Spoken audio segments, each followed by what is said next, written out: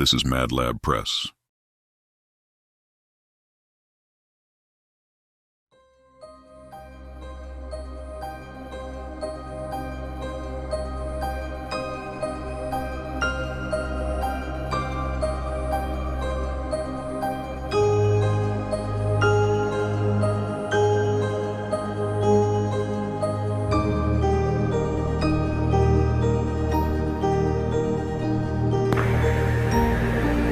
Looks like she's resisting members up on the ground.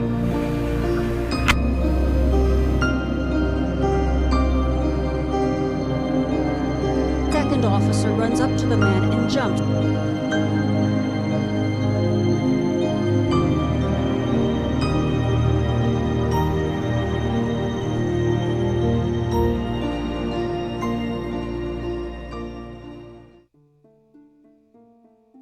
When I was a cop, I was always told, don't speak to the SIU. I was always curious why subject officers had that choice. I've often seen cops I work with do some pretty egregious things over the years. They often laughed at the SIU investigators, knowing full well they didn't have to explain their actions. It made no sense to me then, and it makes no sense to me now. So who really polices the police? Well, your simple answer is the police.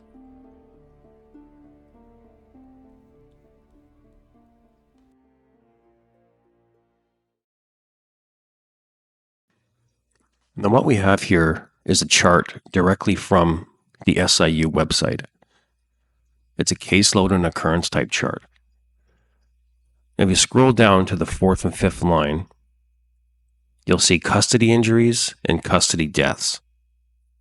Now, anytime a police service in Ontario has an in-person custody injury, it has to meet a certain criteria. That criteria is an injury that results in admission to a hospital, a fracture to the skull or to a limb, rib, or vertebrae, burns to a significant portion of a person's body, the loss of any portion of a person's body, or the loss of vision or hearing. Now you'll see from this chart here that in custody injuries, there's been 214. That's a lot. In custody deaths, you have 23. Now what does the person have to do to die in police custody? Now we're going to get into some pretty shocking stats here. Now, according to the SIU, the Toronto Police alone had 89 occurrences that the SIU investigated. Out of those 89 occurrences, there were 17 sexual assault allegations against Toronto police officers. There were 50 custody injuries, 11 firearm occurrences, injuries, 11 vehicle injuries, and 3 in-custody deaths. And out of those 89 occurrences, 4 officers were charged. 4. And these charges stem from firearms charges, where a police officer either shot at somebody or shot somebody. Now, the investigation of these Toronto police officers by the SIU, they word it like this. It's either investigation concluded with no charges or investigation terminated. Where is the accountability? And of these 86 cases, when does the public ever hear about what happened to these officers? It's just forgotten about. It's put on the shelf. Nobody knows this stuff. Now, if you want to do the math, that's a 3.6% charge rate from the SIU. Pathetic, isn't it? And what the public doesn't really know is that a lot of the SIU investigators are former police officers themselves. Now imagine if the SIU only charged 4 cops in 2023. The other 86 cases get punted back to a divisional level where they work or professional standards. Again, it's the cops investigating cops.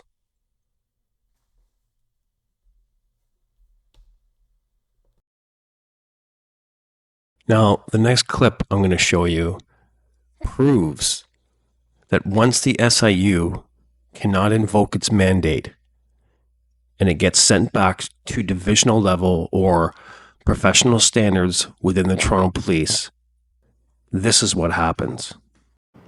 A veteran of the Toronto Police Homicide Squad is making headlines tonight after admitting to stealing opioids from the force's drug lockers. His actions could impact multiple criminal trials, and police tell City News they won't be pressing charges against their colleague.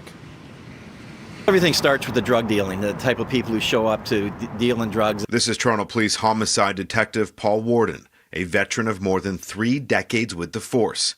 He was involved in multiple high-profile investigations. That was until he abruptly retired last month, following his admission that he'd been stealing opioids seized as evidence to feed an addiction that began when he was reportedly prescribed painkillers by a doctor to help him cope with an injury. The fact Toronto Police have chosen not to press criminal charges has raised eyebrows. I think right now we see a double standard. For years, Toronto Police have sent out these press releases alerting the public of stolen medication from pharmacies and hospitals. At times, it's someone with an addiction involved in the crime. Criminal lawyer Colleen McEwen is quick to point out that when caught, charges are at times laid by police. I don't think everyone right now is being afforded the same leniency that Detective Warden has been afforded in this process. And we have great strides to make in that regard. What would you say to members of the public who say, this is a double standard? But I think you really do have to kind of dig into each situation, assess it on its own merits. Our concern is basically for his welfare. We're here to support our members throughout these processes. A statement sent to City News from the retired detective's lawyer in part states, "We are pleased that the Toronto Police Service is treating Paul's situation as a medical condition. It is a progressive approach." The compassion and the leniency that's being afforded Detective Warden is the same compassion and leniency that should be afforded all members of the public. The issue isn't that Detective Warden should be treated more harshly, but that the same standard should apply to everyone. So just like Detective Warden, Chris Hominuk, who was a police officer with the Toronto Police Service, threatened to tase a gentleman's neck, and then 5 minutes later, threatened to tase a man's genitals with his taser. And his excuse?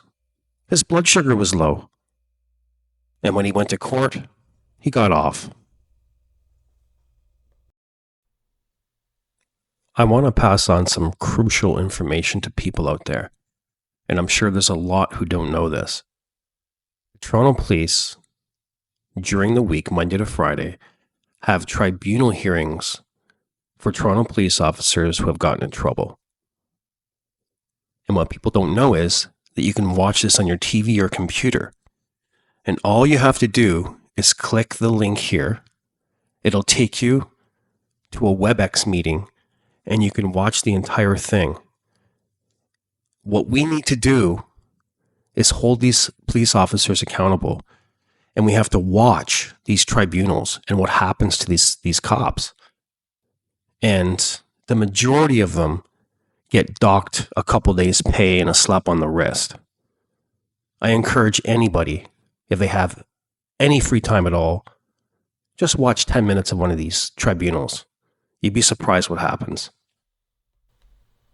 So when you go on the tribunal website, you'll see all of these officers here and what charges they are having to answer to. Now this is October 22nd, which is Tuesday, and it starts at 10 a.m. So just to make it easier on everybody, You're going to go to the website and you're going to click on Media Center.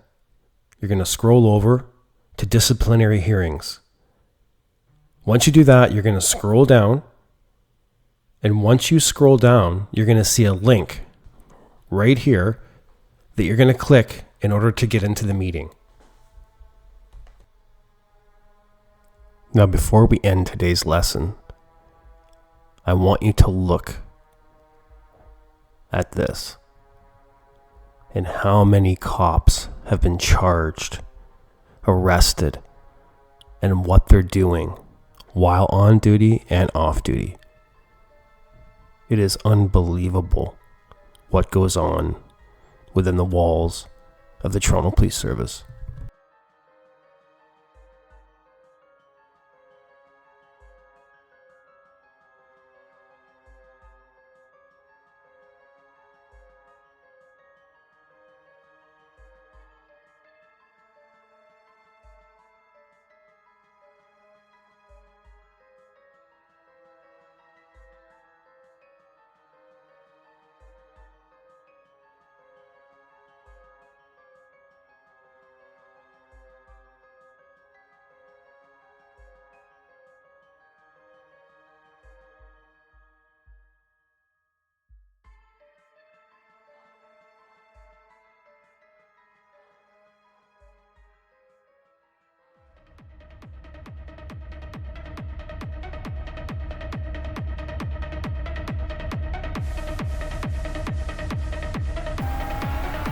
This is Mad Lab Press.